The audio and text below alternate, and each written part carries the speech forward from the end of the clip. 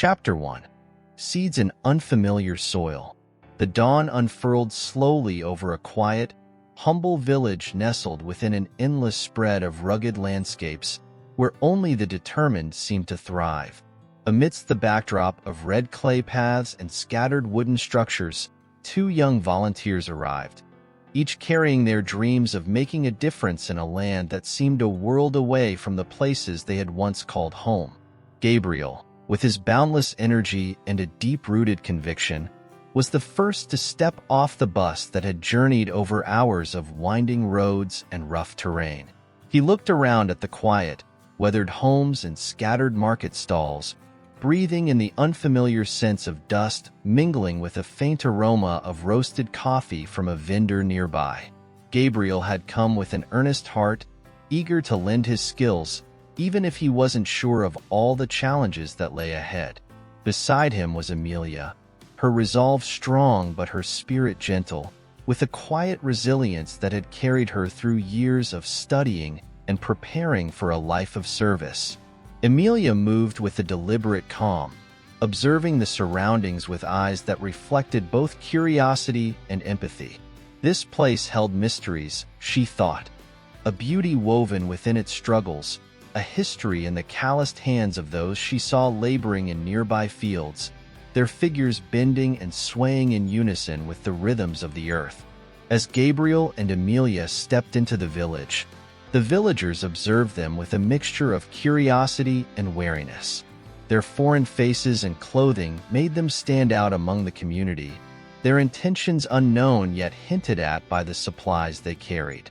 Gabriel, ever hopeful, offered nods and smiles to the villagers, who acknowledged him with brief nods in return before their attention returned to the tasks of their day. The air was filled with an unspoken understanding that both sides would need time to earn each other's trust. The 2 volunteers found lodging in a small, bare-bones guest house run by a local family who lived just next door. Their rooms were simple but warm, with woven blankets on narrow cots and hand-carved wooden furniture that felt as rooted in the land as the towering trees surrounding the village. The modesty of their surroundings grounded them, reminding them that they had left behind the comforts of their former lives to embrace a purpose far more challenging and profound. Days began early in the village, the rising sun serving as a natural alarm for villagers who ventured out with tools, baskets, and hope for a fruitful harvest or a productive day. Gabriel and Amelia adapted to the rhythms of this new life, donning the dusty, well-worn clothes that had already begun to collect memories of their tasks, digging trenches, distributing food, organizing basic health checkups. They took to the fields where villagers cultivated meager crops, working alongside farmers whose hands were as gnarled as the roots they dug up. Under the relentless heat, sweat drenched their brows and stained their shirts, but the labor bound them to the villagers and to each other, layer by layer. In the fields, Gabriel's enthusiasm drove him to take on more work than he could manage, often exhausting himself by midday. Yet, Amelia, ever perceptive, would quietly remind him to pace himself by offering a small act of assistance, handing him water or pulling a few extra weeds from his row. In return, Gabriel would share his boundless optimism, pointing out the small victories they achieved. A plot of newly cultivated earth, a sturdy shelter they helped reinforce, the smile of a child receiving clean water. Each day blurred into the next, the passage of time measured not by clocks but by the shifting sun and the changing phases of the moon. With every task, the gap between the volunteers and the villagers narrowed, a bridge being built from shared labor, mutual respect, and a growing sense of belonging. Amelia noticed the way villagers began to smile at Gabriel's antics, how children ran to greet them at the day's start, eagerly following their steps. She sensed that, despite the challenges and the language barrier, they were beginning to feel like part of this community, however temporary their stay might be. In the quiet of the evenings, after the villagers had retired to their homes and the sky stretched into a vast, star-strewn canopy, Gabriel and Amelia would sit on the narrow steps of their guest house, gazing into the night. They would often lose themselves in thought, their hearts swelling with the quiet satisfaction that, perhaps, their presence here mattered, that they were planting seeds, even if they might never witness their full growth. As the weeks passed, Gabriel and Amelia learned that the roots of their work were entwined with both struggle and resilience. Supplies ran short. Unexpected rains washed away hours of progress. Gabriel found himself battling frustration as he watched their efforts erased by forces beyond their control, while Amelia faced moments of exhaustion, her strength tested by the unyielding reality that change, though beautiful, was rarely immediate. Yet, through each setback, they steadied each other, planting seeds of encouragement and fortitude in the depths of one another's hearts. One morning, as they gathered with villagers to repair a damaged shelter, Gabriel noticed how effortlessly his hand reached out to steady Amelia as she lifted a heavy beam. In that simple gesture, an unspoken bond had formed. Realization that this journey had woven their lives together in ways they could not have anticipated. Their connection, like the seeds they planted in unfamiliar soil, took root in shared struggles and small moments of kindness that seemed insignificant to others but held profound meaning for them. They would leave a mark on this place, and in turn, it would leave its mark on them. A reminder that even the smallest seeds, planted in the roughest soil, could grow into something strong and enduring. And with each sunrise, they rose, committed to the journey and to each other, eager to see what their time here might yield, uncertain yet hopeful of what lay ahead. Chapter 2. Under the scorching sun. Days in the village were unforgivingly hot, the kind of heat that settled like a thick layer of dust, clinging to the skin and sapping energy with each passing hour. The sun rose early and lingered high above, a constant and relentless overseer. Gabriel and Amelia had quickly learned that the true test of their resilience was in facing this unyielding heat as they labored alongside the villagers, immersed in a world governed by nature's harsh cycles. On this particular day, Gabriel found himself assigned to the water well, a task that required both patience and stamina. The well was situated on the edge of the village, a modest structure with stone walls that bore the marks of years of use. It was a vital resource, drawing people from nearby hamlets who arrived with jugs, pails, and the hopeful look of those who knew the well was the heart of their survival. Gabriel, eager to help, had volunteered to carry the water buckets up from the depths, one by one, with a rope that felt heavier each time he pulled. The task was deceptively simple yet grueling.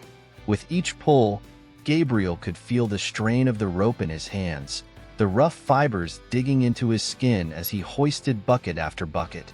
The scorching sun cast shadows over his movements, and sweat pooled on his brow, stinging his eyes.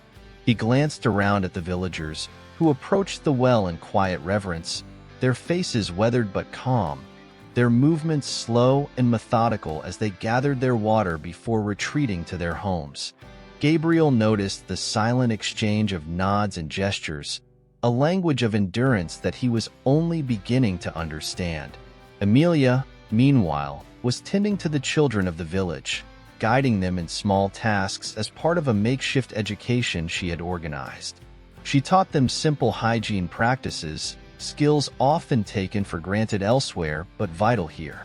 She showed them how to wash their hands, shared stories with pictures she had drawn, and handed out small pieces of soap. Simple, practical gifts that held a weight of significance in this place. The children had taken to Amelia with ease, their laughter filling the small space they gathered in, a bright sound that contrasted sharply with the harshness of the day. Amelia's gentle nature resonated with them. She moved with patience, never rushing, her calm demeanor giving the children a rare sense of security. She found herself captivated by their curiosity, by the way they soaked in her gestures and listened intently to her stories, their eyes widening at the colorful illustrations she had made. These were glimpses of a different world, and she hoped that, even in this small way, she was planting seeds of possibility within them. The hours stretched long, the heat pressing down on the village like an oppressive weight. As Gabriel continued his work at the well, he began to feel the toll it took on his body. His shoulders ached, his hands were raw, and a dizziness threatened to overtake him.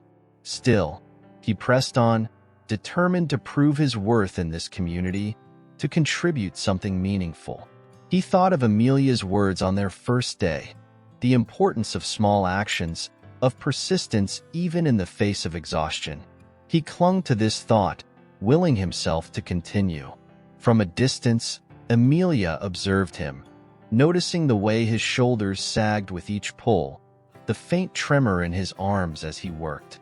She felt a pang of concern, a quiet worry that had been growing within her as she watched Gabriel push himself day after day. He had a determination that bordered on stubbornness, a quality she admired but feared might one day lead him too close to his breaking point. She understood, perhaps better than anyone, the need to prove oneself, the desire to leave an impact. But she also understood that endurance required balance, that strength came not only from persistence, but from the wisdom to pause and replenish. As the sun began to dip lower in the sky, casting long shadows over the village, Gabriel felt a sense of relief, his body aching with the satisfaction of a day's hard work.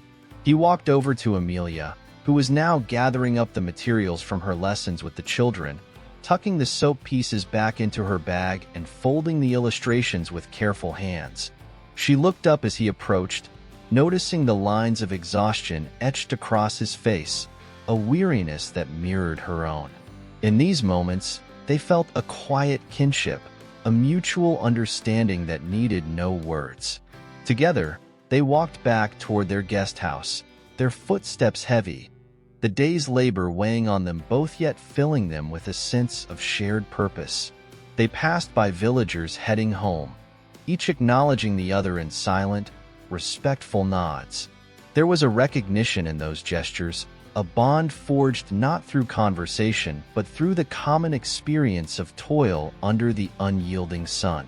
Back at the guest house, they settled on the steps, gazing out over the village as the sky darkened into deep shades of indigo.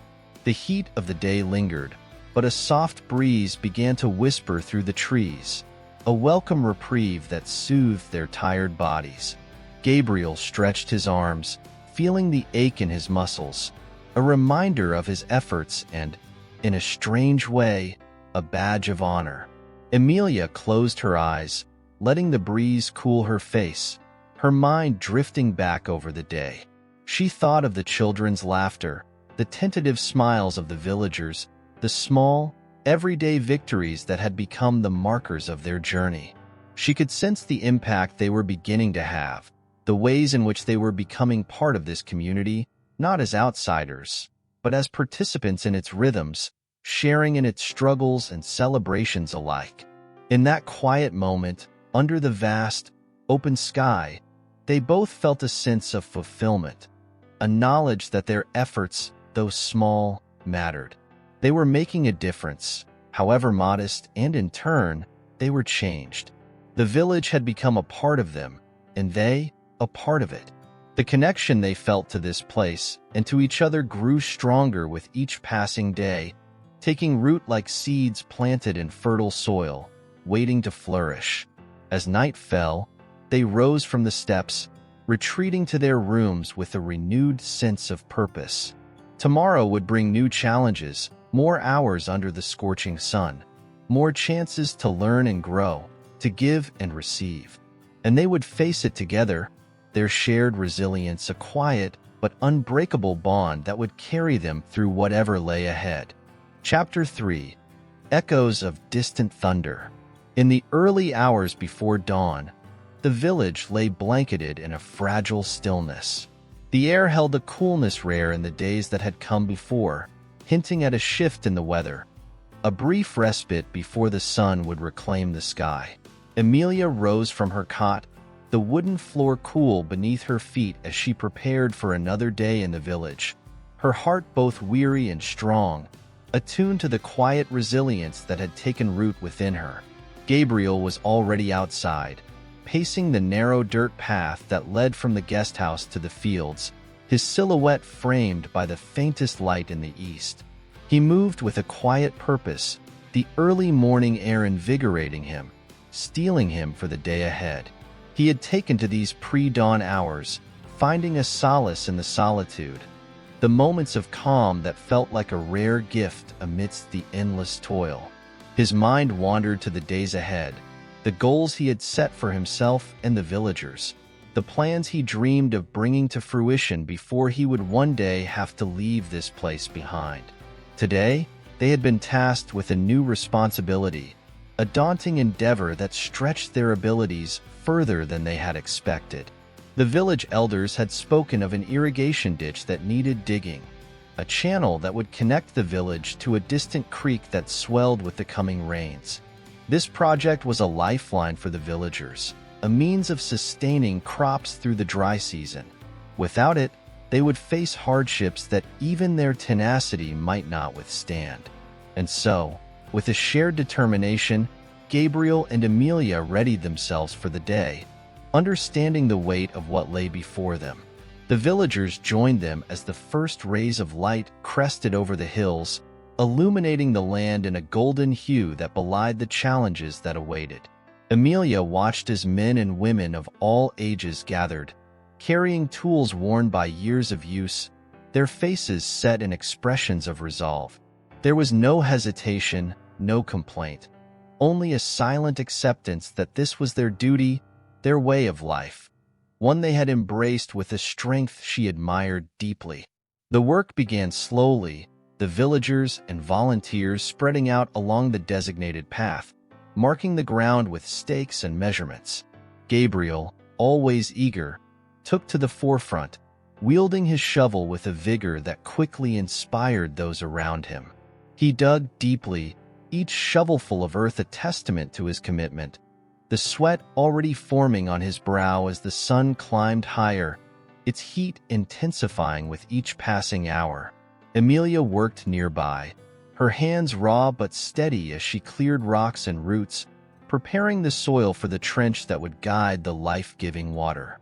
She moved with a quiet, methodical grace, her focus unwavering even as fatigue set in, her body growing heavier with each motion.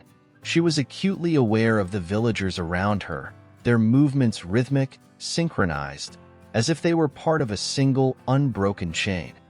A community bound by necessity and resilience, their efforts entwined in a harmony that had been honed over generations. As the hours wore on, the unrelenting sun began to take its toll. Gabriel felt the familiar ache in his shoulders, the burning in his muscles as he forced himself to continue. He glanced over at Amelia, watching the way she moved with a patience he both respected and envied. She had a steadiness he struggled to emulate, a calmness that allowed her to conserve energy, to find strength in the measured rhythm of her labor. The worksite was filled with the sounds of shovels striking earth, of rocks being tossed aside, of breath labored and heavy. Yet, beneath the physical strain, Gabriel felt a deeper connection to the people beside him. He could sense the quiet pride that permeated their movements, the unspoken understanding that this work was not only for survival but for the future, for the children who would inherit this land, for the community that relied on these efforts to thrive. As midday approached, clouds gathered on the horizon, dark and brooding, a faint rumble of thunder echoing in the distance. The villagers paused, glancing at the sky with expressions that mixed anticipation with caution. Rain was both a blessing and a threat in this place. It could nurture the crops, fill the wells, and bring life. But it could also wash away their progress, turn the fields to mud, and flood the roads that connected them to nearby towns. Gabriel and Amelia exchanged a glance, understanding that the coming rain would test them, would require even greater resolve. The villagers resumed their work with renewed urgency, their hands moving faster, their movements more deliberate as they fought to complete as much of the trench as possible before the storm arrived. In the midst of the labor, Gabriel felt a surge of energy, a resolve that pushed him beyond his physical limits. He dug deeper, faster, his body protesting yet obeying, driven by a desire to prove himself, to earn the respect of those who had welcomed him into their lives. He felt Emilia's presence beside him, her calm determination a steadying force, a reminder that strength was not always about speed or power, but about endurance and consistency.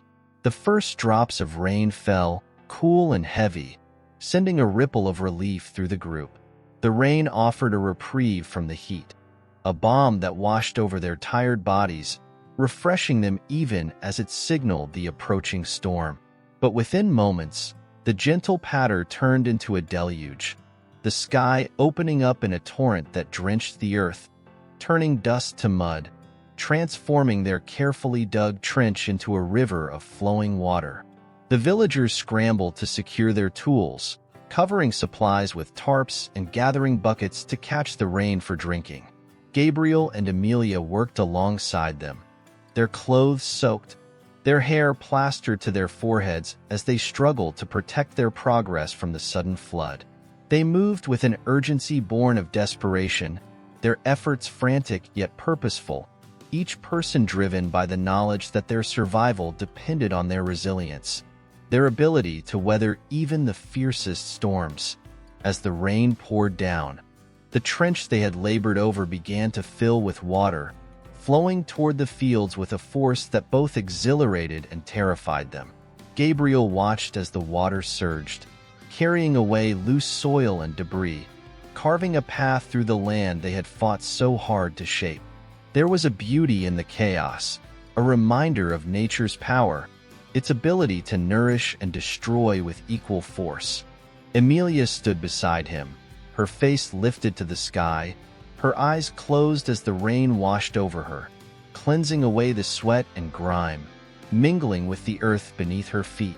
She felt a deep sense of humility, an awareness of her own smallness in the face of forces beyond her control.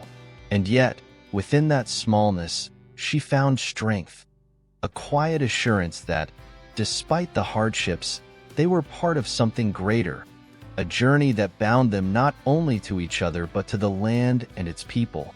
As the storm began to subside, the villagers surveyed the damage, assessing the areas where the trench had held and the places where it would need to be rebuilt.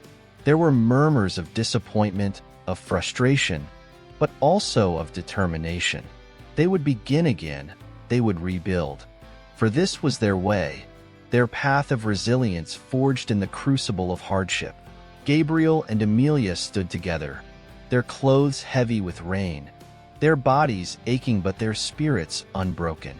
They had weathered the storm, both literally and metaphorically, their bond deepened by the shared struggle, by the knowledge that they had given their all for a purpose that transcended their own lives. In the fading light of day, as the clouds parted and the sky returned to its quiet, endless expanse, Gabriel and Emilia felt a sense of peace, a contentment born of endurance and connection. They had faced the storm together, their love and commitment strengthened, like seeds nourished by the rain, growing deeper roots with each challenge they overcame. Chapter 4: Bridges Built from Ashes. The aftermath of the storm left the village in a state of muddy quietude. The air was thick with the scent of damp earth and rain-soaked vegetation, a scent that clung to everything as though the storm had breathed life into the very ground. The fields, washed clean yet marred with traces of the flooding, showed the impact of nature's capricious hand. The trench they had labored over the day before lay partially filled, the hard-won progress now needing careful repair and rebuilding. In the days that followed, Gabriel and Emilia returned to the trench site with the villagers. They arrived early each morning, the sky barely touched by light, intent on restoring the channel before the rains returned. The villagers moved with determination and resilience, their shoulders set, their hands rough but ready. They had done this before, and would do it again as many times as was necessary. For the people here, this was more than mere survival. It was a ritual, a way of life passed down over generations, a resilience etched into their bones. Emilia found herself drawn into the rhythm of the village, attuned to the rituals and routines that governed their days. She had begun to notice the subtle ways in which the villagers communicated, their movements and gestures forming a language of their own. A nod, a wave, a hand extended in silent offering of water. All gestures of solidarity and support, gestures that spoke of an understanding forged over years of shared labor and hardship. Each morning, Emilia joined an older woman named Nia, who moved with a quiet, unhurried grace that came from decades of experience. Nia had a way of reading the land, of sensing its moods and needs, an intuition that seemed almost mystical. With Nia's guidance, Emilia learned how to read the soil, how to tell when it was ready for planting, when it needed to rest. She learned to appreciate the delicate balance of life here, a balance sustained not by force but by respect, by a harmony that had developed over centuries of living in tune with the land. Gabriel, too, was finding his place, though his role was less of an observer and more of an active participant. He worked alongside the younger men of the village, whose strength and agility seemed boundless, their laughter punctuating the long hours of toil. Gabriel admired their fortitude, their unwavering resolve, and felt a sense of camaraderie that surprised him. They accepted him, not as an outsider but as one of their own, and in their acceptance, he found a deeper purpose, a meaning that transcended his original reasons for coming here. As they toiled together, Gabriel began to notice the intricate web of relationships within the village. He saw how families supported one another, how they shared resources, how they cared for the children and the elderly with a gentleness that belied the hardness of their lives. He noticed the elders, their hands worn and their faces lined, moving with a dignity that came from a lifetime of labor and love. He saw the children, running barefoot through the fields, their laughter a reminder of hope, of innocence unbroken by the hardships around them. One afternoon, as they worked side by side on the trench, Gabriel felt a deep sense of gratitude, a recognition of the privilege it was to be here, to witness this resilience, this humanity in its rawest form. He looked over at Emilia, her face streaked with dirt, her hands blistered but steady, and he felt an overwhelming respect for her ability to embrace this life with an open heart, to give herself fully to this place and its people. The days stretched into weeks, each one marked by progress and setbacks, by moments of triumph and exhaustion. The trench grew deeper, more defined, its path cutting through the land like a scar, a reminder of the work and sacrifice that had gone into its creation. The rains had left the soil rich and dark, the moisture a blessing that would nourish the crops, ensuring the village's survival through the dry season. As they dug, Gabriel and Emilia became attuned to the subtleties of the earth beneath their feet, the way it changed texture and color, the way it resisted and yielded to their efforts. They began to understand the language of the land, its quiet whispers and murmurs, its demands and rewards.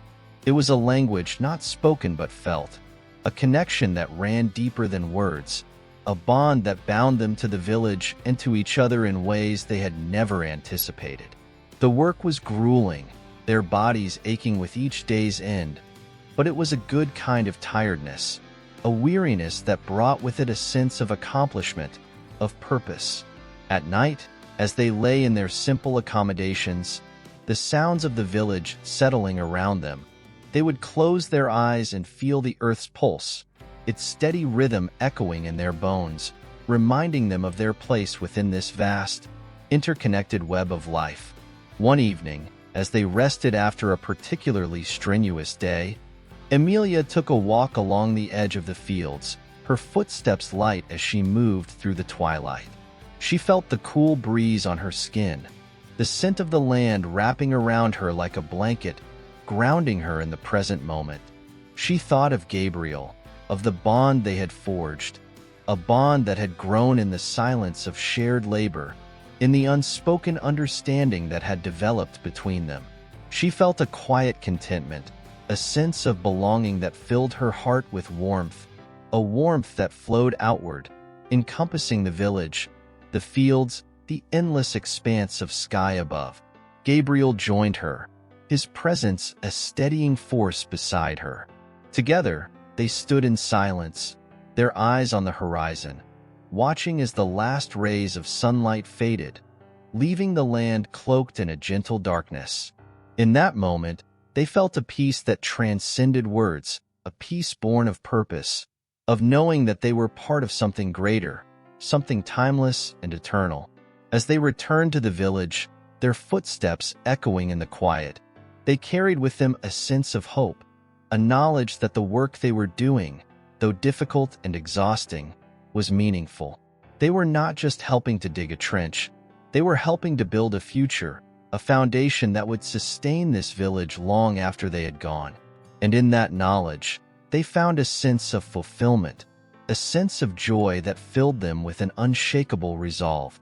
In the weeks that followed, they would continue their work, their hands worn and calloused, their spirits strengthened by each day's labor.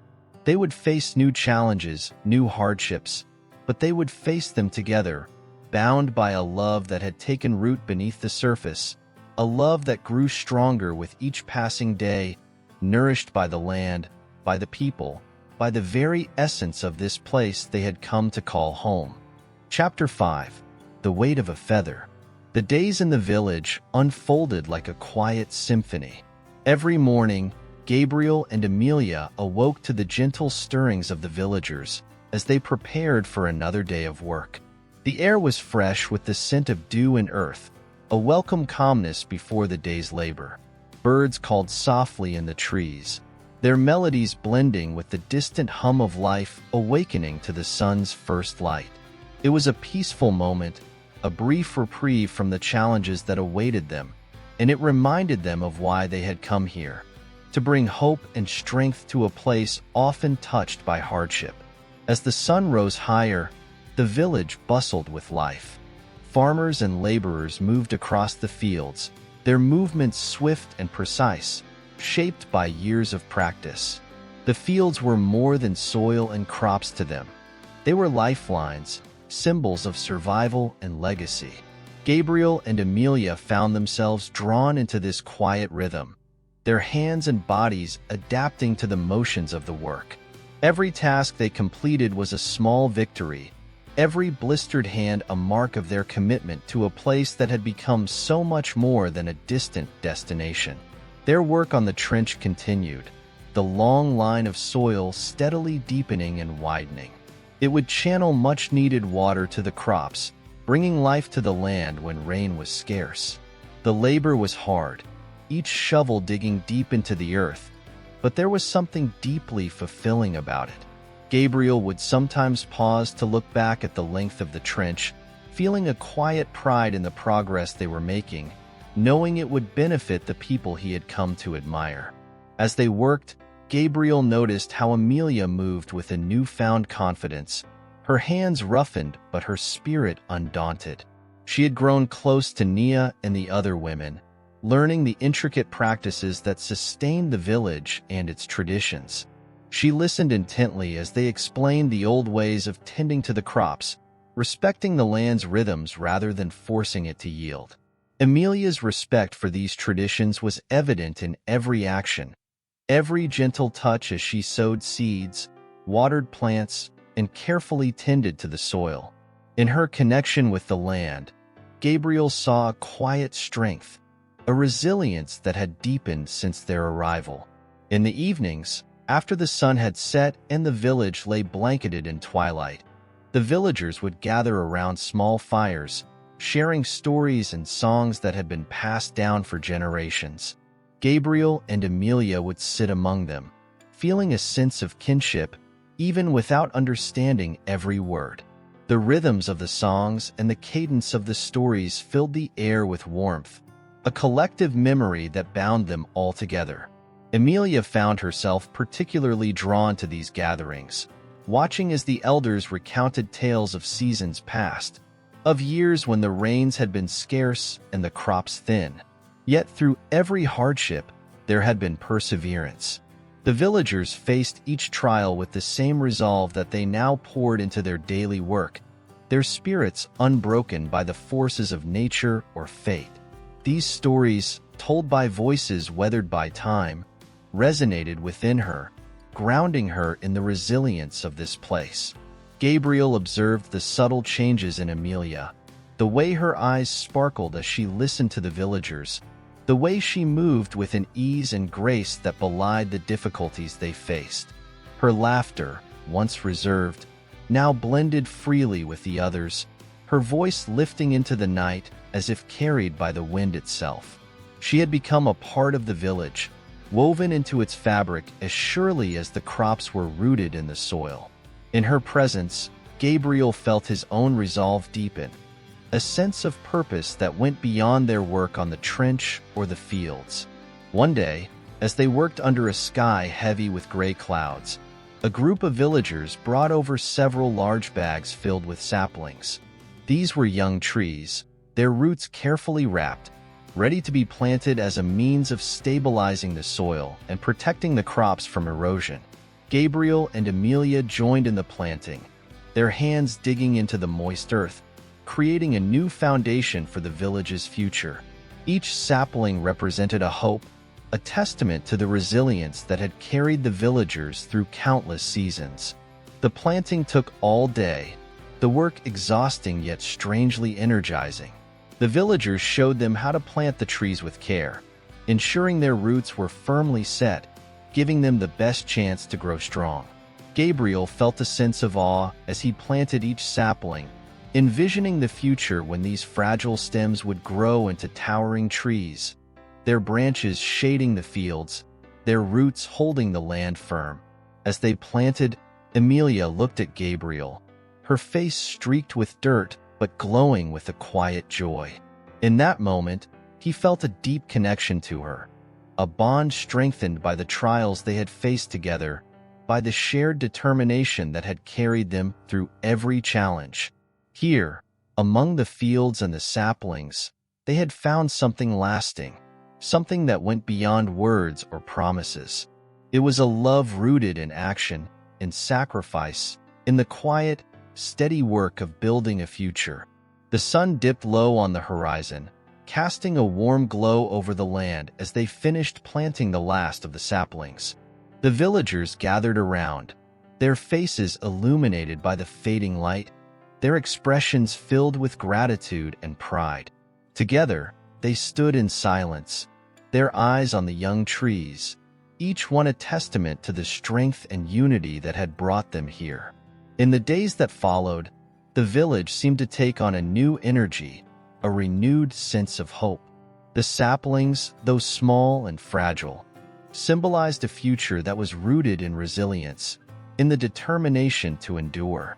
Gabriel and Amelia continued their work, their hands calloused but their spirits lifted, knowing that every shovel of earth, every planted seed, was part of something greater. The rainy season would come again, and with it new challenges, but they were ready. They had learned the language of the land, the quiet, unspoken connection that bound them to this place and its people. They had become part of the village, part of the cycles that governed its life, and in that connection, they had found something they hadn't expected. Love, yes, but also a sense of belonging, a knowledge that they were exactly where they were meant to be. As they walked back to the village that evening, the first stars beginning to dot the sky, they felt a deep sense of peace, a quiet satisfaction that filled them with hope for the days to come. They had faced hardships, but in those hardships, they had found strength, unity, and love. And as they looked out over the newly planted saplings, their roots holding fast in the earth, they knew that this was only the beginning. Chapter 6: Roots Beneath Broken Earth. Weeks passed, and the newly planted saplings began to take hold, their roots reaching deep into the soil as the villagers continued their daily routines. Gabriel and Emilia had become an integral part of life here, finding purpose in the rhythm of the work, the routines that tied them to the land. The trenches they had dug were starting to bring water to the parched soil, and the saplings they had planted now stood like sentries, small but resilient, bearing witness to the labor that had given them life. In the quiet hours before dawn, Gabriel often found himself walking along the trench, checking the irrigation lines, making sure that the work they had poured so much into was bearing fruit. He could feel the weight of his purpose here, every step across the moist, freshly turned earth a reminder of the responsibilities he now shouldered. With each day, his heart felt more connected to this place, bound to the people and the fields they had come to nurture together. Emilia, too, had embraced the rhythms of village life. She woke early to help the women with their daily routines, collecting water from the well and preparing meals that fed the village families. She had become especially close with Nia, whose warm smile and quiet strength had drawn Emilia in from the beginning. Nia taught her the traditions and customs, her voice carrying stories of resilience, tales of survival that wove through generations.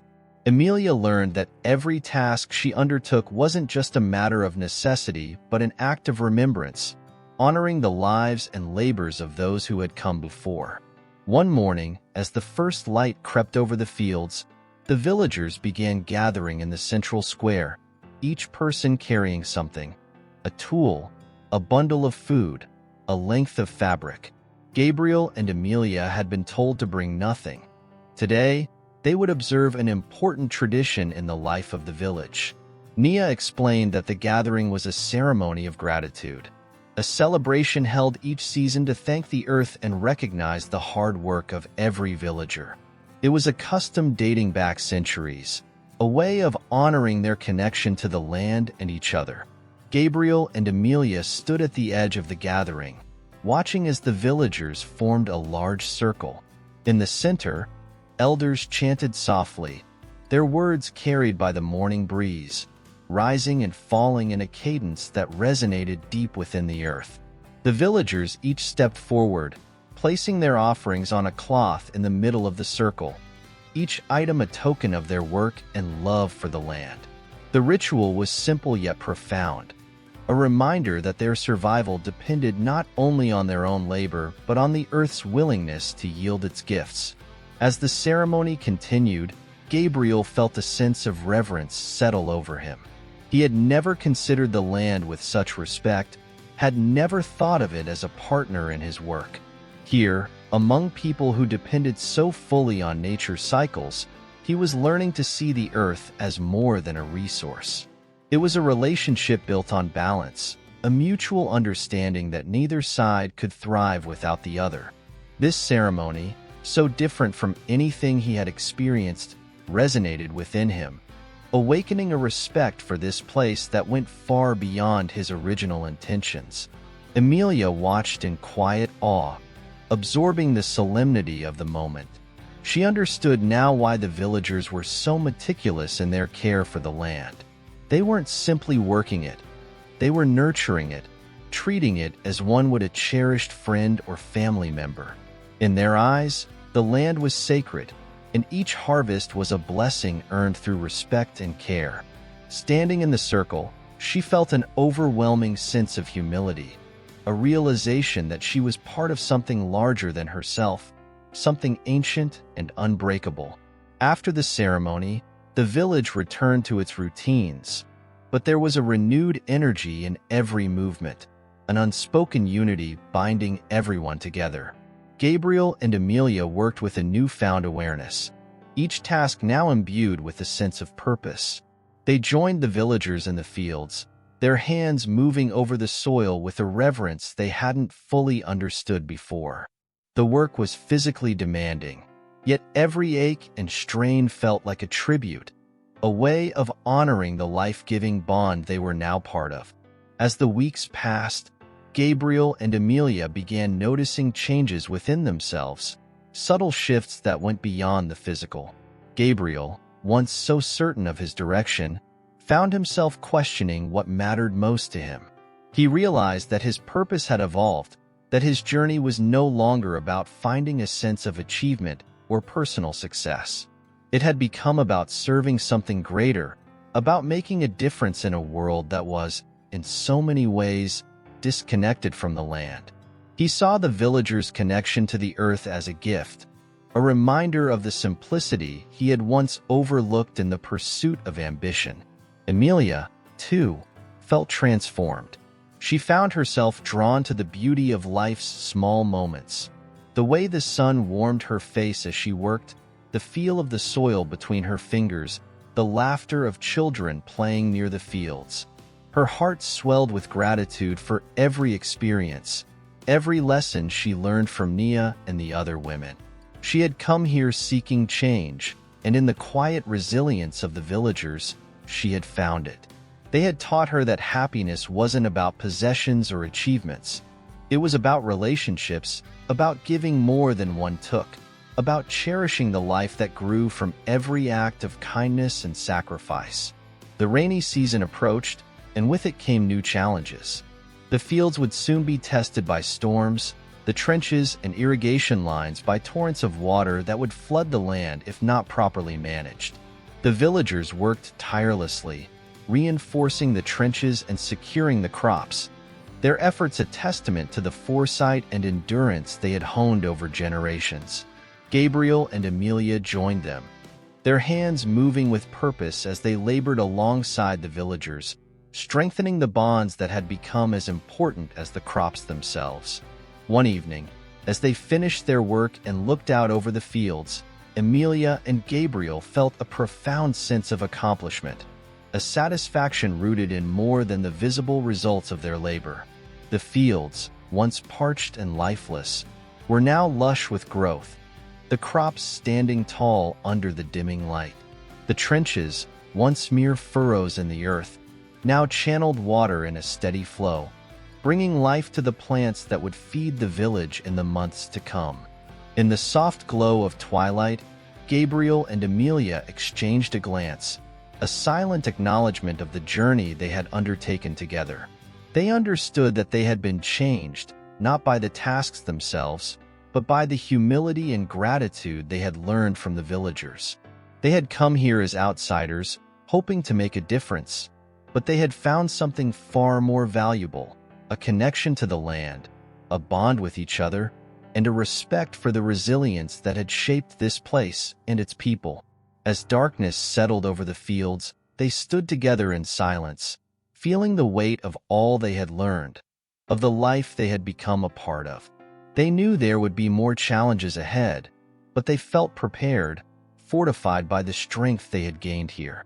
The stars began to appear, one by one, their light reflecting the quiet strength that had become the heartbeat of their days. Chapter 7. Storms that Bloom. The rainy season descended with a sudden ferocity, transforming the once familiar landscape into a world of rushing streams, flooded fields, and saturated soil. For the villagers, this was a season of careful preparation and constant vigilance. The river's steady swell became both a lifeline and a threat, its waters nourishing the crops but, if unchecked, also holding the potential to consume them. Gabriel and Emilia, now immersed in the rhythms of the community, had learned how to read the land signals, gauging the rain's intensity and knowing when to shore up the trenches or fortify the dam channels. The downpours were relentless, battering the roofs of the village huts and creating a rhythm that echoed through the night, reminding everyone of the earth's powerful presence. Each morning, the air was thick with the smell of wet soil, and the once dry paths between the fields became slippery trails of mud. This was a time of resilience and unity. The villagers gathered in teams, hauling sandbags to reinforce the riverbanks, digging drainage channels to divert the water, and tirelessly tending to the land that sustained them. Gabriel and Emilia joined in without hesitation, their hands moving in sync with the villagers as they worked tirelessly under the rain-soaked sky. The two had grown accustomed to the physical demands, their bodies toughened by weeks of labor, their minds attuned to the pace of life here. Gabriel had long ago stopped looking at his watch, finding that time had little meaning in the village's daily ebb and flow. There was no rush to complete tasks, only the understanding that each job must be done right, with care and attention, regardless of how long it took. Gabriel's sense of self, once so defined by achievements, goals, and deadlines, had softened, adapting to this slower, steadier rhythm. He felt, for the first time, an unhurried peace, a sense that he was truly living each moment as it came. Emilia, too, found herself transformed. She had arrived with a thirst for change, a need to prove to herself that she could make a difference. But now, her motivations had shifted. She no longer sought validation from her efforts. Instead, she found joy in the work itself, in the simple act of giving without expectation.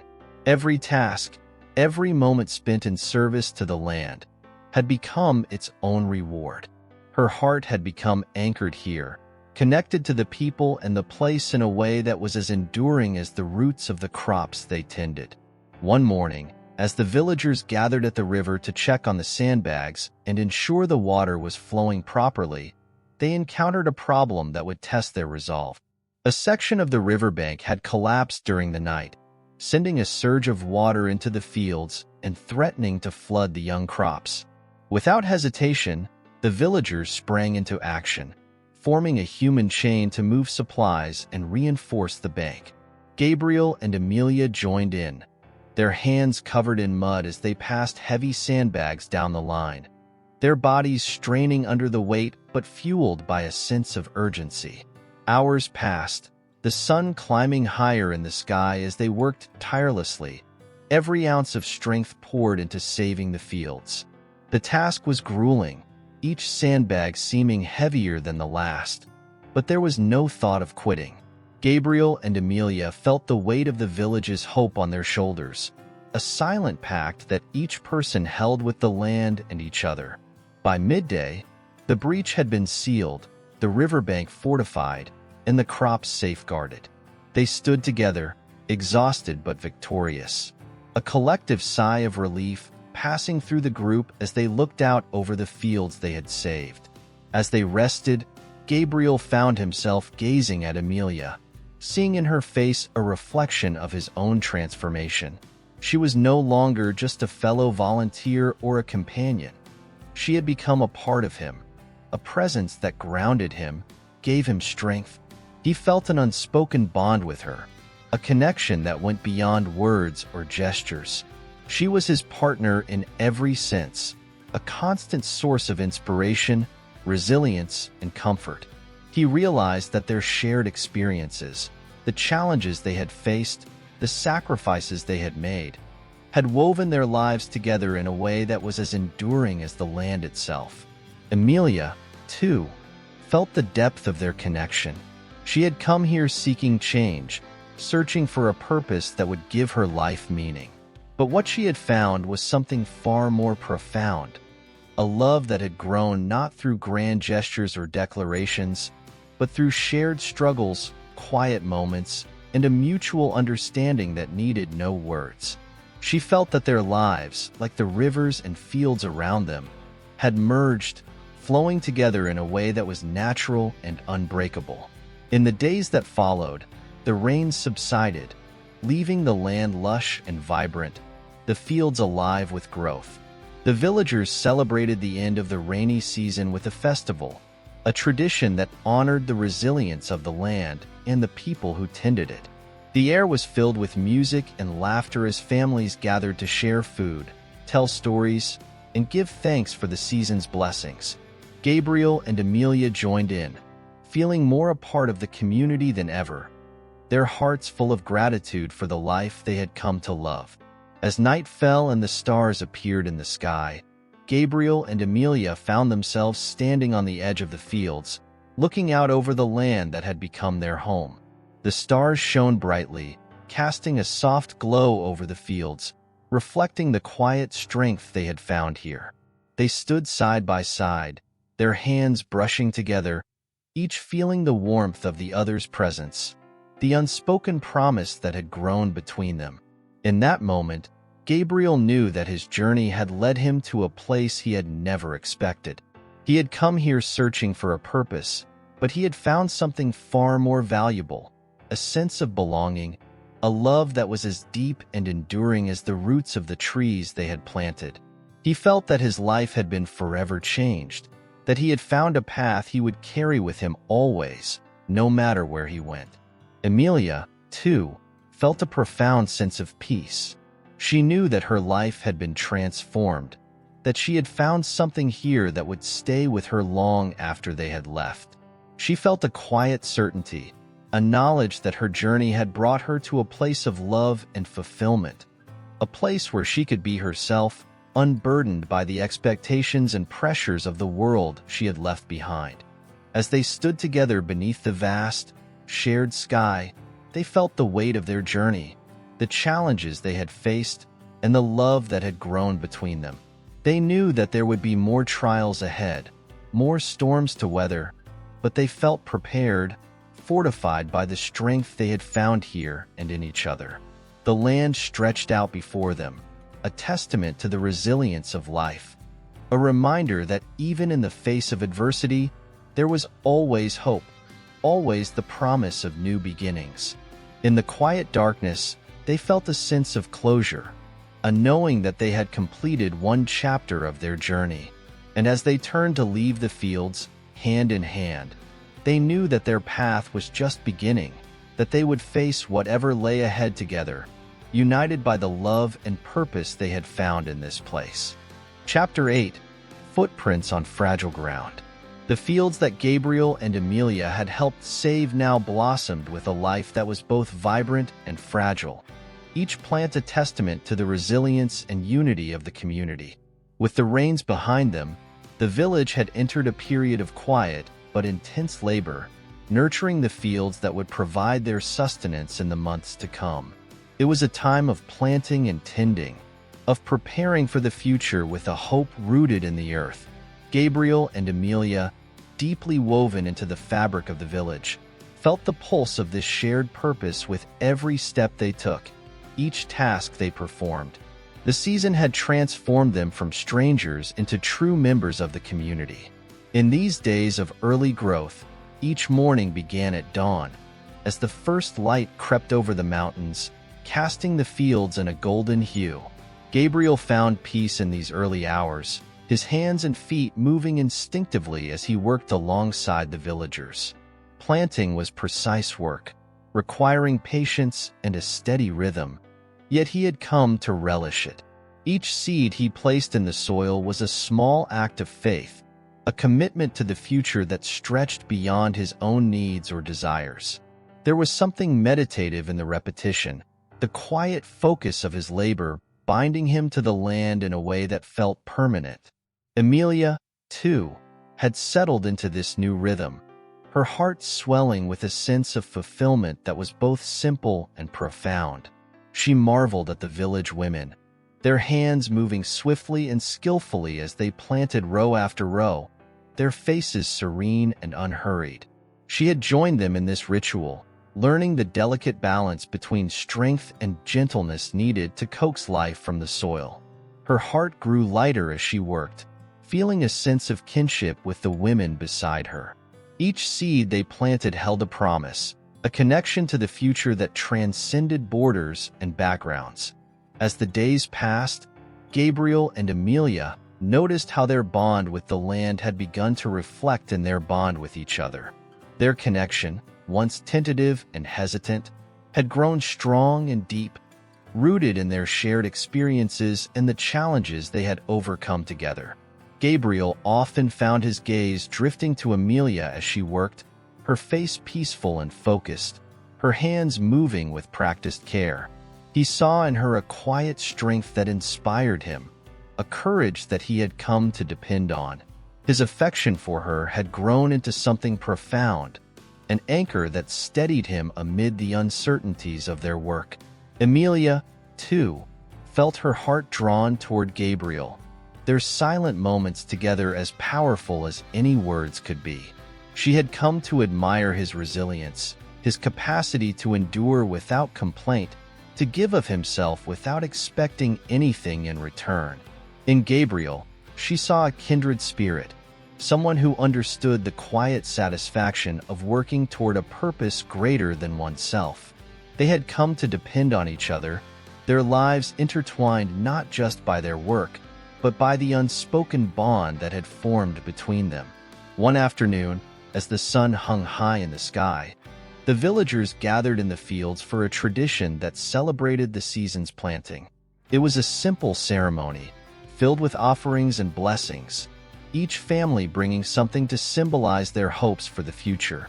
The elder of the village, a woman with eyes as wise as the mountains, led the ritual, her voice a gentle murmur as she spoke words of gratitude to the land and the forces that sustained them.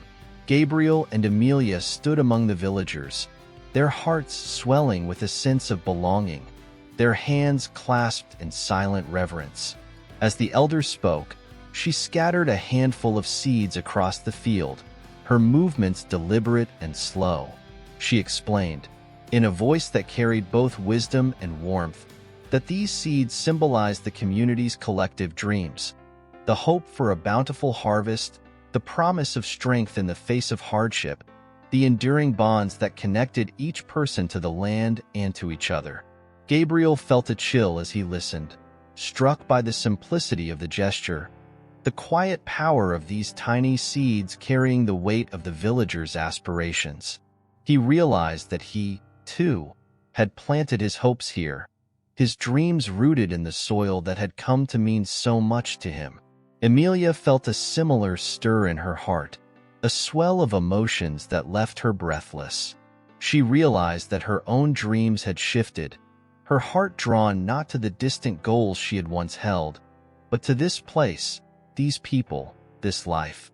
She knew that each seed planted in this soil carried a piece of her, a commitment to a future that she hadn't anticipated but now longed for with a quiet certainty. As the villagers dispersed, their faces bright with hope, Emilia and Gabriel exchanged a glance, a wordless understanding passing between them. The weeks that followed were marked by a steady rhythm, each day a continuation of the last, filled with the simple, satisfying work of tending the fields. Gabriel and Emilia found solace in the routines, their hands growing rough from the labor but their hearts soft with the warmth of the community that surrounded them. The work was unrelenting, but neither of them felt the weight of it, their spirits sustained by the knowledge that each task, each small act of care, was a step toward the future they were building together. As the first sprouts appeared, delicate green shoots breaking through the soil, a quiet excitement rippled through the village. Gabriel and Emilia felt it too, a sense of pride mingled with awe as they watched the fields come to life.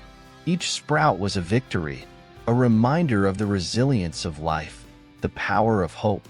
They spent hours among the fields, marveling at the transformation, the miracle of growth that had sprung from their labor. The villagers moved among the rows with gentle hands and reverent hearts, tending to the young plants with a care that bordered on devotion. Gabriel often found himself lost in thought as he worked, reflecting on the journey that had brought him here. He had come seeking purpose, a way to make a difference, but what he had found was far more profound, a sense of belonging, a place that felt like home. The work had changed him, stripping away the layers of doubt and restlessness that had once defined him. He felt grounded, his heart anchored to the land and the people who had welcomed him. And most of all, he felt a quiet joy in knowing that he was not alone, that Emilia was by his side. Their paths intertwined in a way that felt as natural as the rhythms of the earth. Emilia, too, had found a peace she hadn't known she was searching for.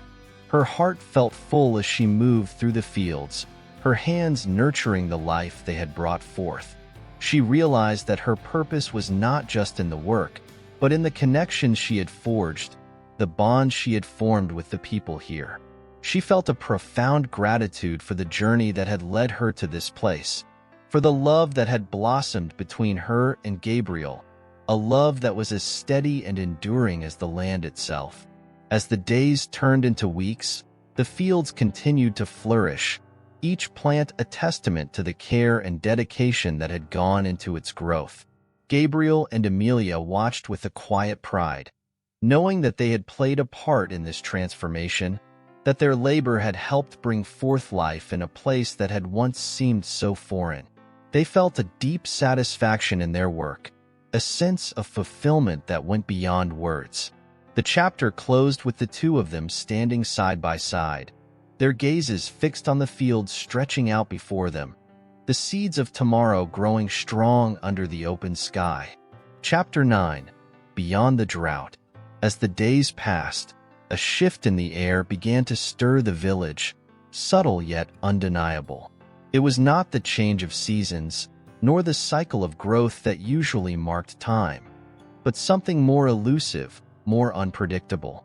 The winds, though still warm, carried with them an edge, a faint promise of something different on the horizon. Gabriel and Amelia felt it, a tightening in the atmosphere that they could not quite place but both recognized. The landscape seemed to hold its breath, as if waiting for something to break through the calm. It began with the sky. At first, it was barely noticeable. An unusual shift in the colors of dawn and dusk, a streak of violet that had not been there before, the sun sinking too quickly beneath the horizon, leaving the village in a twilight that stretched longer than it should. The change was subtle, but it seeped into the air like a secret being whispered among the trees. The villagers went about their work, their routines unchanged, but a quiet unease settled over them, unspoken and growing. It was as if something was shifting beneath the surface of the world, something neither benign nor fully understood. Gabriel, for his part, could not shake the feeling that the land was beginning to hum with a different energy. He had always found peace in the simple rhythms of the earth, the predictable patterns of planting, tending, and harvesting. But now there was an undercurrent of restlessness in the air that he could not ignore. He spent more time walking through the fields, his gaze fixed on the rows of crops that had once seemed so promising. They were still growing, but there was a strange stillness to them, a silence that he could not explain. The wind whispered across the fields, carrying with it a scent he could not place, a mixture of salt and something darker, something foreboding. Amelia noticed it too. There was a heaviness that settled in her chest whenever she ventured outside, a tightness in the pit of her stomach that made her uneasy. The days were growing longer, and the work was becoming more demanding, but it was not the labor that wore on her. It was the silence that clung to the land, the quiet that surrounded everything like an invisible cloak. Even the villagers, who had once moved with the ease of those accustomed to the rhythms of life, now seemed to carry an air of restraint, their movements deliberate, their words fewer. She sought solace in the routine of her work, as she had before, but the comfort she had once found in the earth was now elusive. Every task seemed to take longer than it should, each movement marked by an unfamiliar weariness. She would glance over at Gabriel, his expression pensive, his brow furrowed as if he too were trying to make sense of the growing tension that had settled in their hearts. His presence, so steady and reassuring before, now seemed as uncertain as the wind itself, as if he, too, was waiting for something to happen, something neither of them could yet name. The village had always been a place of quiet stability, its people grounded in the rhythms of the seasons and the land. But now, it seemed as though the very fabric of that stability was beginning to unravel, thread by thread. The villagers spoke in hushed tones about the strange occurrences: cattle that refused to graze, crops that withered inexplicably overnight, and the river, once a constant companion, now running lower than it should.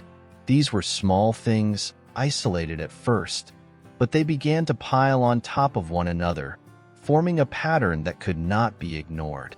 And as the days wore on, the unease began to spread, until it became a quiet storm, gathering strength in the shadows. One morning, as Gabriel and Amelia walked together through the fields, they noticed something that struck them both: a patch of land where the crops had stopped growing entirely. The soil was dry, cracked, as though it had been scorched. The plants stunted and sickly, their once promising green leaves now a faded yellow. It was a small patch, barely noticeable at first, but the sight of it made Amelia's heart drop. She knelt beside the soil, her fingers brushing against the earth, and felt a strange coldness beneath the surface, a hollow emptiness that seemed to reach up from the very depths of the land. Gabriel knelt beside her, his expression grim as he examined the damage. The plants had been well tended, their growth steady until this moment. There was no reason for this sudden decay, no explanation for why they had faltered so completely. It was as though the earth itself had rejected them. Amelia stood up, her hands trembling slightly as she wiped the soil from her fingers. The air around them had grown thick, heavy with the weight of something unsaid, something that neither of them wanted to acknowledge but both felt in their bones. For the first time since they had arrived in the village, the land no longer seemed like a partner in their work. It felt distant, almost hostile, as if it had turned against them. The uncertainty that had been building in their hearts now took shape, growing sharper with each passing day. What had once felt like a place of renewal now seemed like a place of warning. Gabriel and Amelia exchanged a long, searching look, the quiet between them laden with unspoken questions. The villagers, too, had begun to notice the change. Whispers spread from house to house, and even the children, who had once laughed and played in the fields without a care, now moved through the village with their heads down, eyes averted. It was as if the land had cast a shadow over their joy, dimming the once bright light of their spirits. The elder, who had been the guiding force in the village, was not immune to the growing unease. Her once calm demeanor had taken on a harder edge, her movements quicker, more purposeful, as if she too sensed the impending shift. One evening, as the sun began to set in a haze of orange and gold, Gabriel stood at the edge of the fields, his eyes fixed on the horizon. The wind had picked up, swirling around him with a ferocity that felt out of place for this time of year. He had always loved the wind, the way it carried the scent of the earth and the promise of change, but tonight it felt different, harsh, biting, as if it were trying to speak a language he couldn't understand. He felt the weight of it pressing down on him, the same weight that had been growing heavier each day since their arrival. Amelia joined him, her hand brushing his as she stood by his side, her gaze following his toward the horizon. They stood in silence, each of them lost in their own thoughts, their hearts filled with a quiet certainty that something was coming, something that neither of them could control. The storm that had been gathering in the atmosphere had not yet arrived, but its presence was undeniable. The land, once so full of promise, now felt uncertain, as though it, too, was waiting for the first crack of thunder, the first sign that the silence would finally break. As the last light of the day slipped beneath the horizon, Gabriel and Amelia turned back toward the village, their steps heavy with the weight of what they had witnessed. The air was thick with tension, and even the birds had fallen silent, as if they too understood the change that was sweeping over the land. The quiet storm had begun, and Gabriel and Amelia knew, deep in their hearts, that it was only a matter of time before the calm was shattered, and the world they had come to love would be tested in ways they could not yet fathom. Chapter 10. A Promise in the Dust. The storm that had been lurking in the air for days finally arrived with a force that neither Gabriel nor Amelia could have prepared for.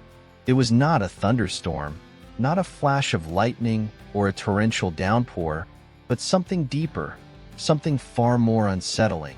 It began with the silence. The wind died down abruptly, the usual hum of nature, the rustling of leaves, the distant calls of birds. All of it ceased in one breath. as though the world itself had decided to hold its breath. Gabriel was the first to notice it. He had always been attuned to the land, to the subtle shifts that signaled change, but this was different.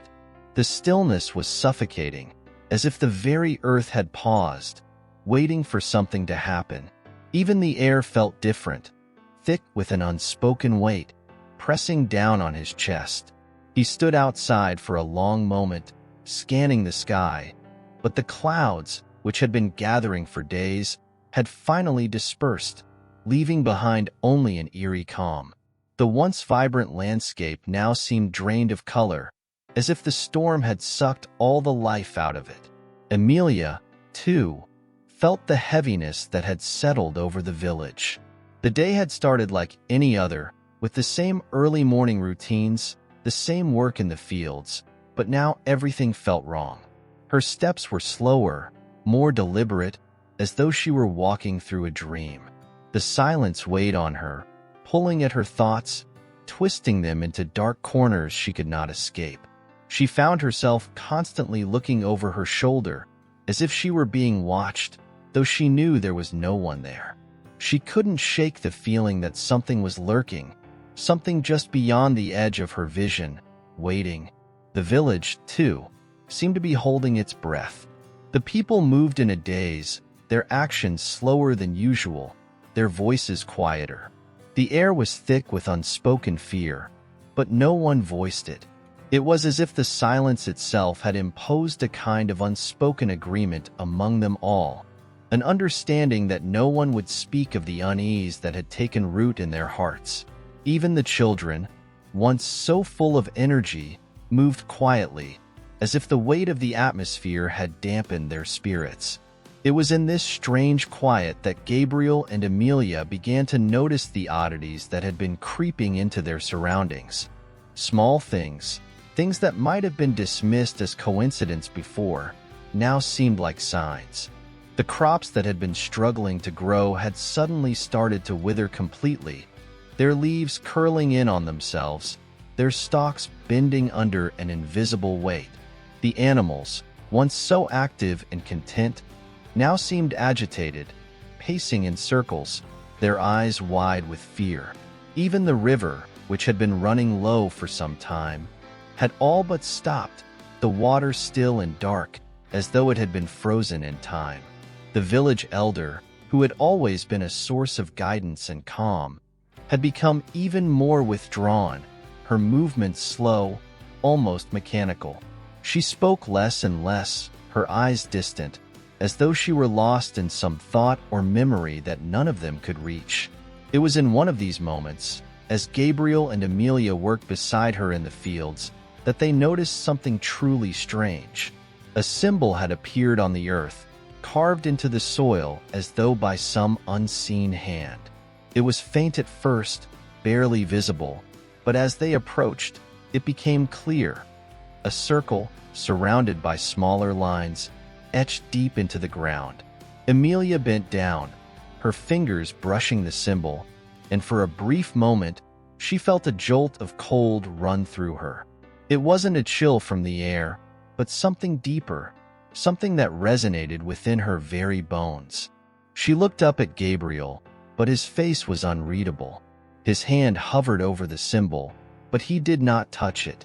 Neither of them spoke, but in that moment, they both understood. Whatever had been lurking in the silence had now revealed itself. They were not alone in this place. The days that followed were marked by an increasing sense of foreboding. The silence deepened, as though the world itself had been swallowed by an unyielding void.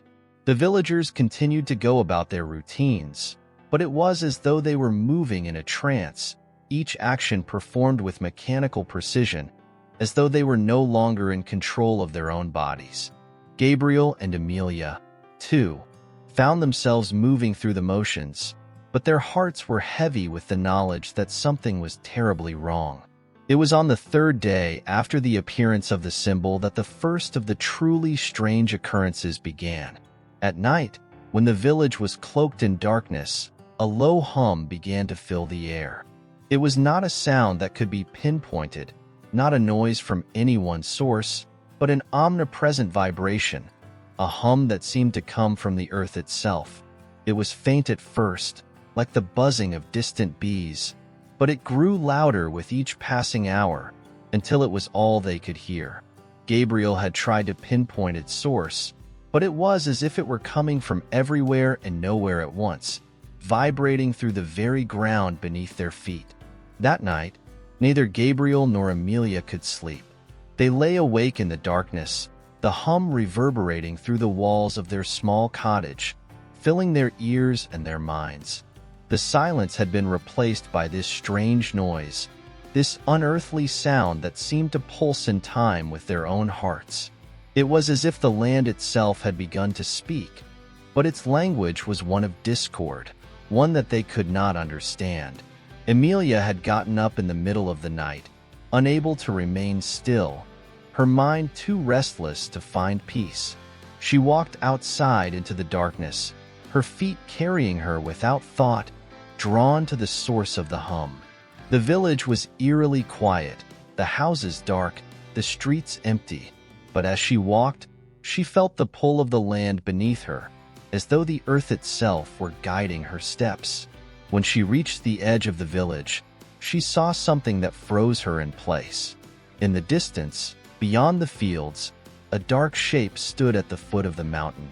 It was not a person, not a figure she could recognize, but something far more unsettling. The shape seemed to shimmer in the dim light of the moon, its edges flickering like a shadow in the wind. And yet, there was no wind. The air was still, and the hum was louder here, vibrating through her chest, making her heart race in response. Amelia stood there, motionless, her eyes fixed on the shape. She felt a chill run through her, not from the air, but from something deeper, something inside her. It was as though the land was calling to her, beckoning her forward, but at the same time warning her to stay away. Her feet remained rooted to the ground, her body frozen, caught between two worlds, one of fear and one of curiosity. When she finally turned to return to the village, the shape was gone, vanished into the darkness as if it had never been there. But the hum remained, reverberating through her bones, filling the silence with its dissonance. She walked back to their cottage, her mind racing with questions, but there were no answers, only the hum, and the strange certainty that the world she knew was no longer the same. When she returned to Gabriel, she found him staring out the window, his face pale, his eyes wide with the same fear that had gripped her heart. He didn't need to ask what she had seen. He knew, and together they both understood. Whatever had begun in the silence was far from over. The storm was only just beginning. Chapter 11. Embers of Unseen Fires. The days that followed Amelia's midnight encounter were filled with a heaviness neither she nor Gabriel could shake. The hum, which had once been distant, now felt like a constant presence, an ever-growing vibration that permeated the air, the earth, and their very bodies. It was as if the world was trembling, anticipating something terrible that they could not understand. Even the villagers, once so attuned to the rhythms of their daily lives, had begun to wear expressions of quiet dread, their movements slower, their eyes glassy with unspoken fears. Yet, no one spoke of the hum. No one dared to acknowledge the sensation that bound them all in an invisible web, tight and unyielding. Gabriel had spent the last several nights in the fields, watching the horizon as if waiting for something to appear, something he could no longer deny was coming. Each night, the silence was interrupted only by the pulse of the hum, louder now, seeping into his thoughts like poison. He could feel the land shifting beneath him, feel its pulse echoing in time with his own, and it disturbed him to the core. The earth was no longer the place of comfort it had once been. It was a living entity, one whose intentions were unclear but whose influence was undeniable. Amelia, too, had taken to wandering at night. The silence of the day had become too much for her to bear. She longed for the cool, empty air of the evening, the stillness that offered no questions, only the endless stretch of the night sky above her. But even the night had changed. It had become an oppressive weight that settled on her shoulders as soon as the sun dipped below the horizon.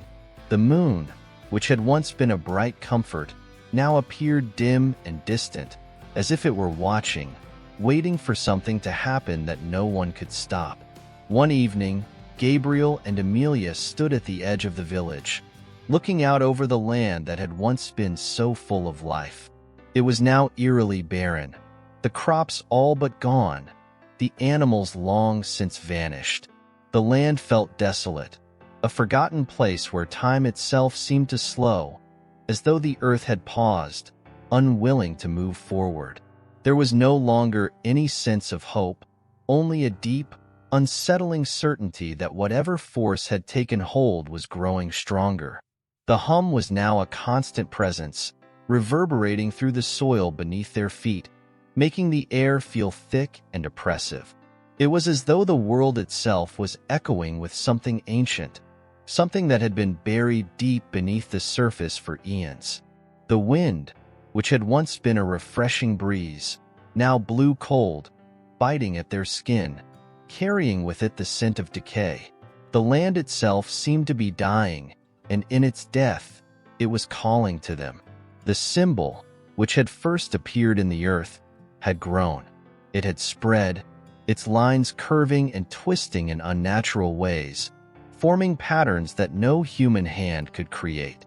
It had become a map of sorts, a guide, though to what, they did not know. Gabriel had tried to study it, to make sense of the lines that cut through the ground like scars, but they seemed to be shifting, changing with every passing day.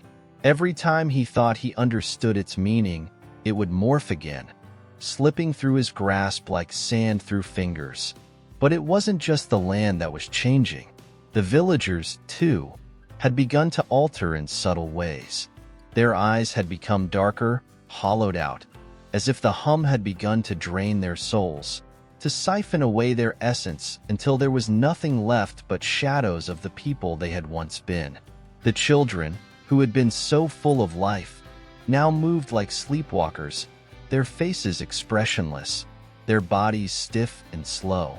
Amelia had caught glimpses of them at night, standing in the fields, staring into the distance with vacant expressions, their eyes reflecting the same emptiness she had seen in the elder's face.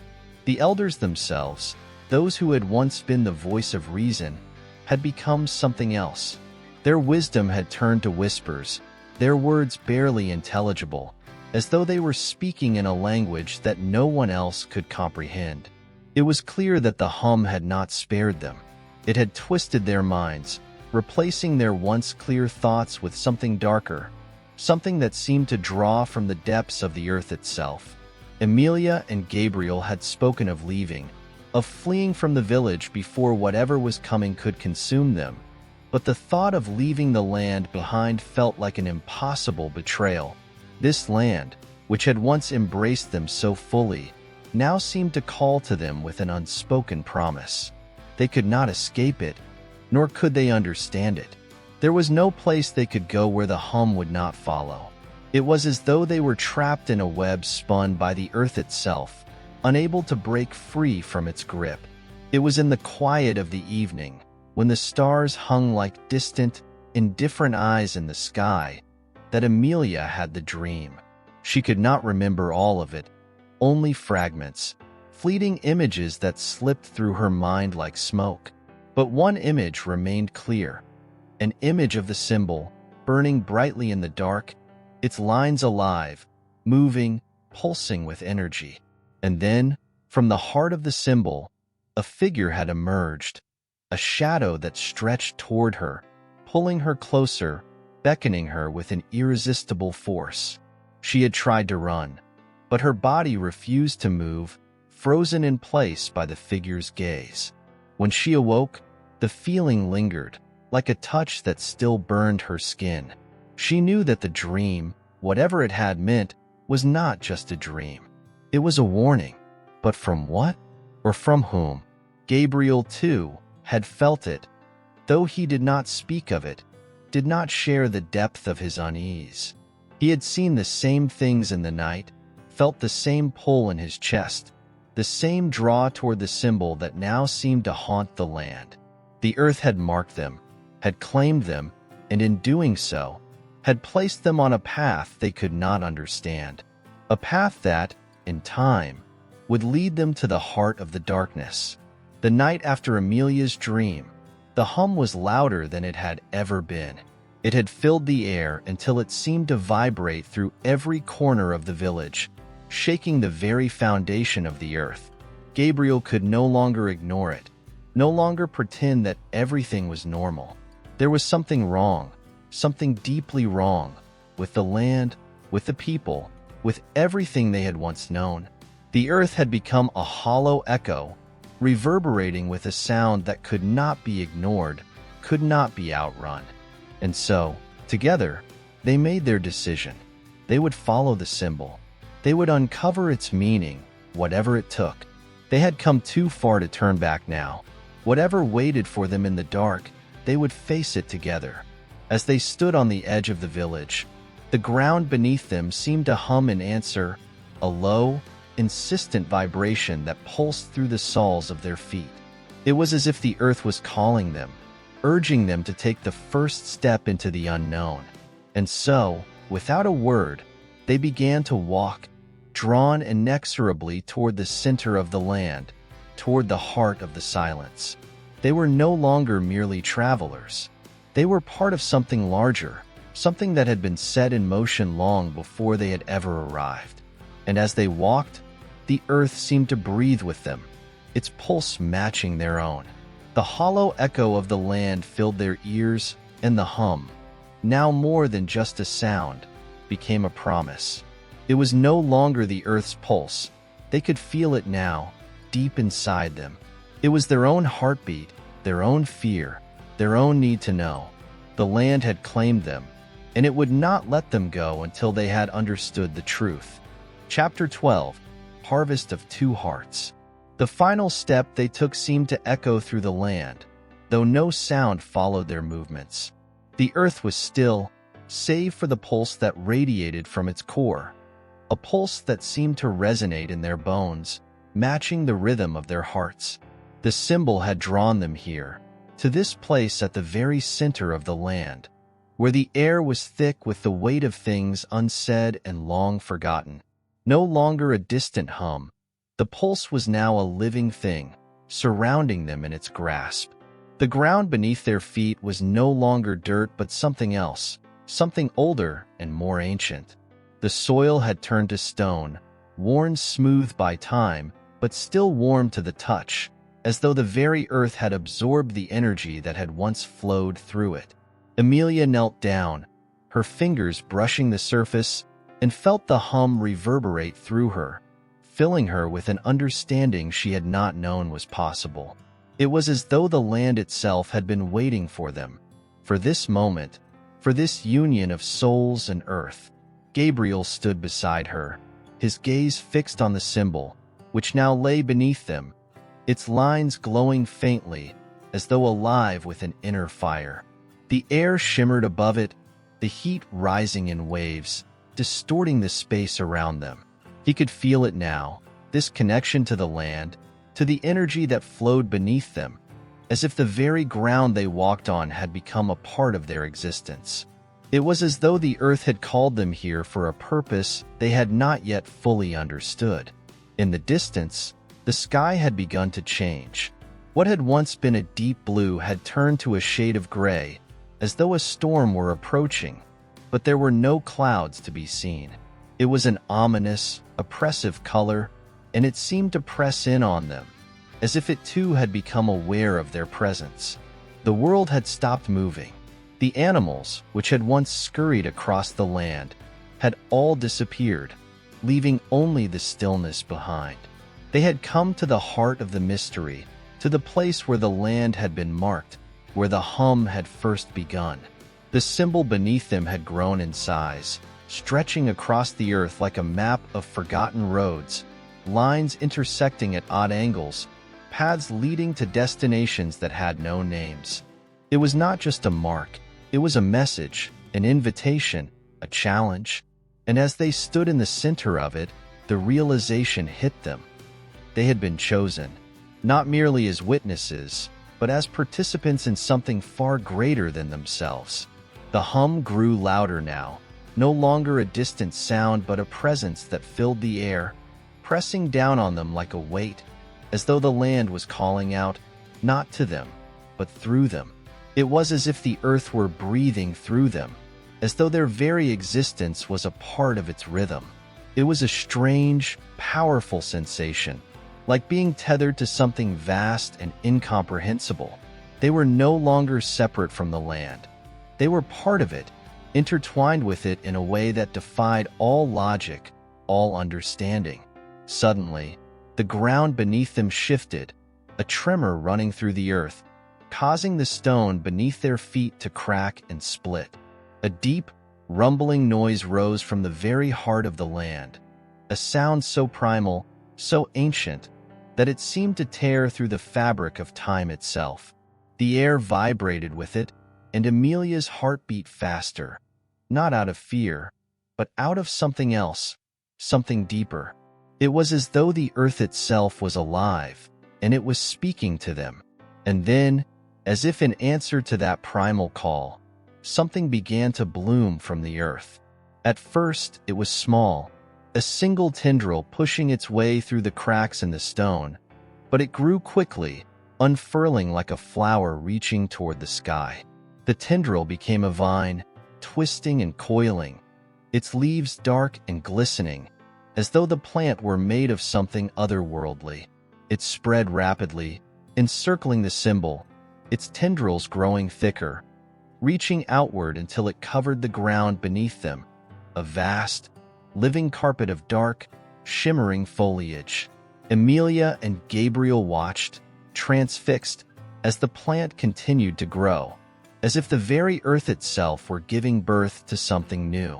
The air was thick with the scent of earth and flowers, but it was not a sweet scent. It was heavy, almost intoxicating, with an undercurrent of something darker, something ancient and forgotten. The vine twisted and turned, creating a labyrinth of paths, each one more intricate than the last, as though the earth were offering them a path, a choice. The ground beneath them was alive now, not just with the hum, but with the pulse of the plant, its rhythm matching that of the earth itself. The vines spread out in all directions, reaching far beyond the point where they stood, as though they were marking a territory, creating a boundary that they could not cross. It was as though the land was telling them that this was where they must stay, where they had always been meant to be. And yet, as the vines grew and the hum filled the air, Amelia felt a pull, a tug at her very soul. It was not the pull of the earth, but the pull of something else, something beyond the land, beyond the hum. It was a calling, a beckoning that came from deep within her, something that resonated with the rhythm of the earth but also transcended it. She could feel it now, a presence, familiar yet distant, watching her, waiting. Gabriel, too, had felt it. His eyes met hers, and for the briefest moment, there was a shared understanding between them. They had come to the center of the mystery, to the heart of the hum, and now they were being asked to make a choice.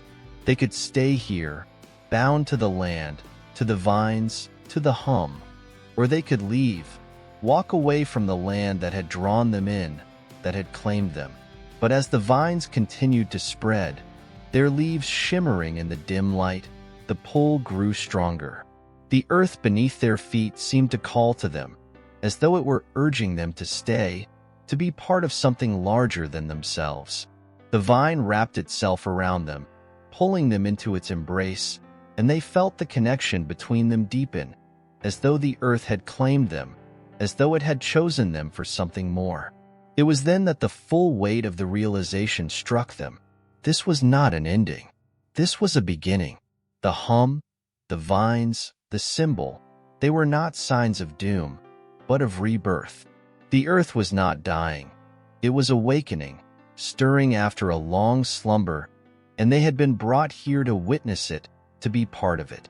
Their journey had not been one of escape, but of transformation. As they stood in the center of the growing vines, feeling the pulse of the earth beneath them, they understood at last. The land had claimed them, but it had also given them something in return. An understanding, a gift. They were no longer separate from the earth, from the hum. They had become one with it, part of its rhythm, part of its story. And in that moment, as the vines reached toward the sky, and the hum grew into a song, they realized that they had found what they had been searching for all along. Not an escape, but a home. They had come to the end of their journey, and yet, in a sense, they had only just begun. The hum filled the air, louder now, but not with fear. It was a song of renewal, of life, of connection, and as they stood together, bound by the earth, the sky, and the silent bloom that had blossomed at their feet, they knew that they had found their place. And here, in the heart of the land, in the center of the hum, they would remain, forever intertwined with the earth, with each other, and with the rhythm of the world. V.